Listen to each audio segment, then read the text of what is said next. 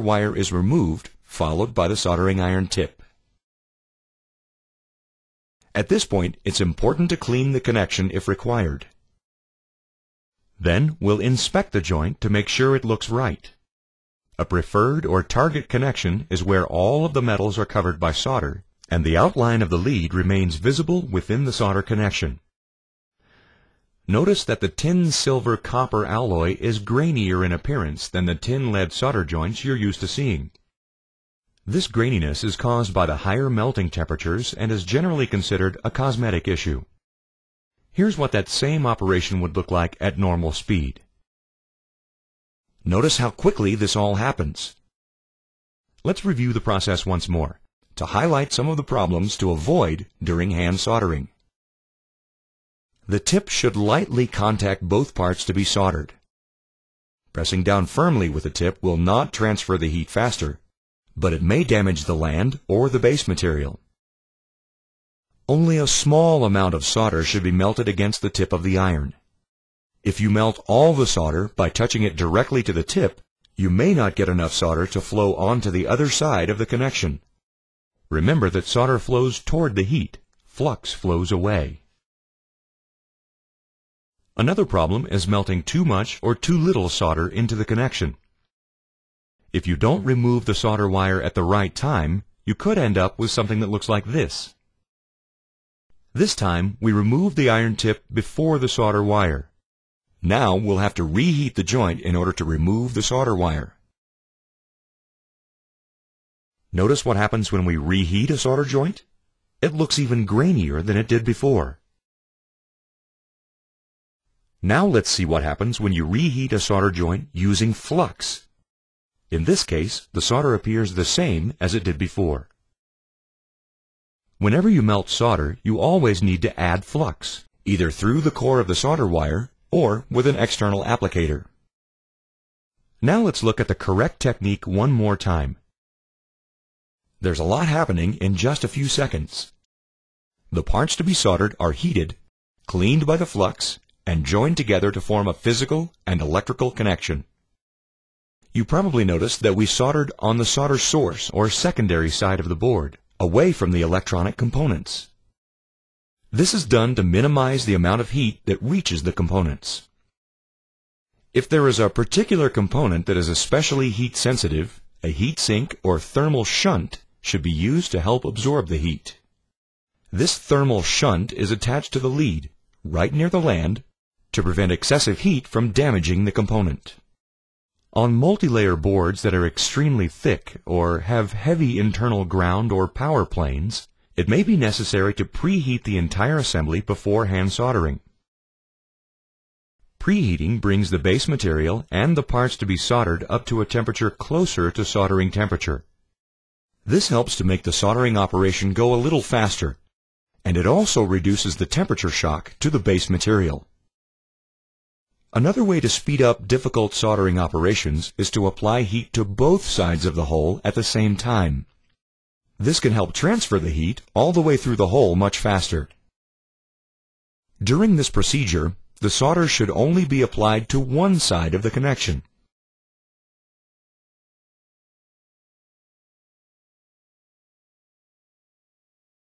Let's begin this next section with a discussion about removing or cleaning flux residues. Earlier in the video, we mentioned that flux residues can be both sticky and corrosive if they're not removed from the board. Before we discuss any flux cleaning techniques, it's important to note that there are special fluxes that are designed to be left on the board. The idea here is to eliminate the time and expense of the flux cleaning process and reduce the usage of various chemicals that can degrade our environment. IPC has an entire video devoted to the specific hand soldering techniques associated with these no-clean or low-residue fluxes. If you're using low-residue fluxes, you can safely skip the flux cleaning process. On fluxes that require cleaning, the general idea is to remove the flux residue right after the hand soldering operation by brushing the area with the appropriate cleaning solution. Your company will select the right cleaning fluids, which may be water-based or solvent-based, depending on the type of flux being used. This cleaning operation should always be performed immediately after the hand soldering operation. If it's not done right away, the flux residue will harden and become very difficult, if not impossible, to remove. An absorbent, lint-free, and ESD-safe tissue is often used to remove the solvent, so the residue doesn't just spread around the board. Even after this type of cleaning process, some of the flux may be trapped underneath the components, and some may remain as an invisible film. If a high level of cleanliness is required, additional machine cleaning will be necessary. There are water-based and solvent-based cleaning machines to re-clean the entire assembly. Again, your company will select a cleaning system that is compatible with your flux. There are some assemblies and specific component types that can be damaged by cleaning fluids. Always make sure that the assembly is completely safe before sending it through any type of cleaner. Because each company sets its own procedures based on customer needs and the particular flux being used, there are many variations in cleaning methods, tools, and materials. You may want to pause this video now to discuss your company's policy for removing flux residues from electronic assemblies. In this final section, we'll be examining the qualities of a typical lead-free hand-soldered connection for a through-hole component. Then we'll look at some of the variations that may or may not be acceptable. Remember, earlier in the video we discussed the concept of wetting. Notice how the solder feathers smoothly onto the land and up onto the lead. The solder fillet is curved inward or concave. The solder covers all of the land and the lead. The texture is a little bit grainy. The outline of the lead is visible beneath the solder. The amount of solder here is just about perfect. This is a good example of a preferred or target through-hole solder joint. Here's one now with a little bit less solder. You can see that there is still some graininess, and the coverage is even. The fillet is concave. This solder joint is perfectly acceptable, even though there is less solder in the connection. Now here's another one with quite a bit more solder. The important thing to notice is the angle of contact between the solder and the metal. Proper wetting is indicated by a solder contact angle of less than 90 degrees, which is a square or right angle. The lower the contact angle, the better the wetting. As you can see, there is a range of acceptable solder joints. You will be expected to know an acceptable solder joint from a defective one before you begin soldering. This video will introduce you to the basic concepts about what to look for. But a more detailed study is recommended before you begin working as a soldering technician. There is a lot to learn, but the basics are pretty easy to understand.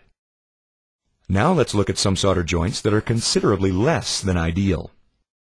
This is a cold solder joint. Notice that the surface of the solder is even duller and grainier than a typical lead-free joint. This is usually caused by insufficient heat. This is a disturbed joint. You can see that the solder shows stress lines, similar to the foothills in a mountain range. Movement during the cooling process can cause this condition. This is a fractured joint. The lead may have been moved after the solder solidified. Clipping the lead too close to the solder can sometimes fracture the joint. Here we have a burned board. This was caused by contact with a hot soldering iron or too long a dwell time at the proper temperature.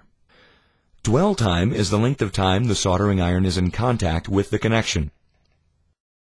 These are some additional examples of thermal damage.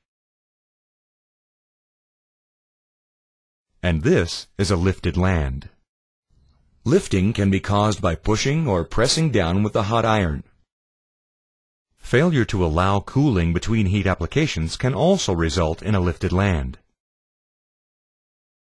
Lifting can also indicate that the iron was left on the board for too long or that too high of a temperature was used.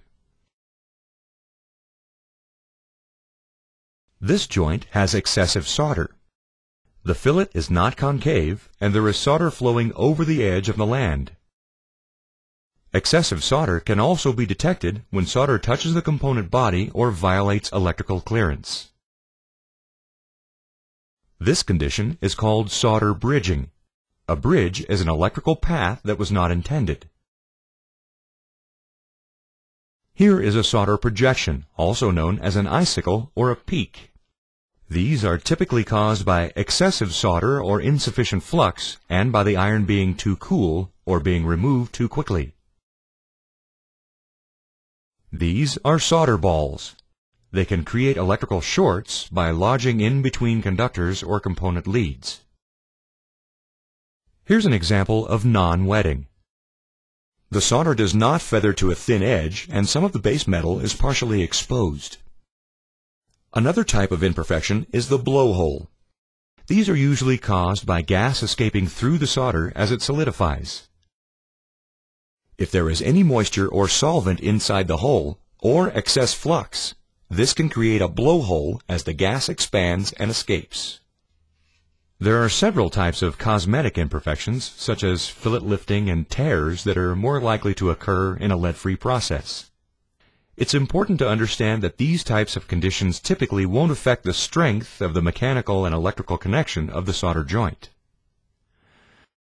Although some of these conditions are always unacceptable, many of these imperfections could be allowed in various degrees, depending on what type of product they might be used in.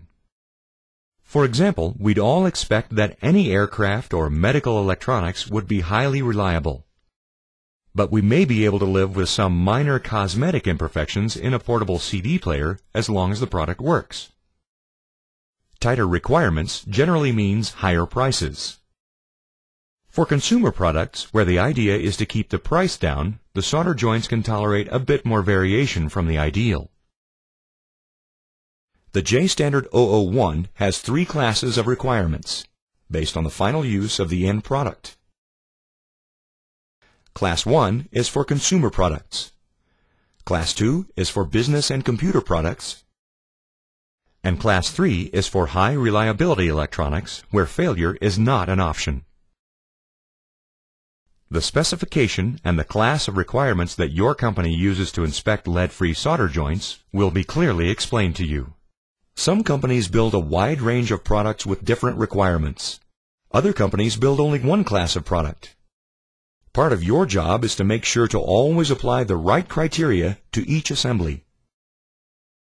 Although we've covered a lot of information in this video, a good through-hole solder joint is fairly simple to make.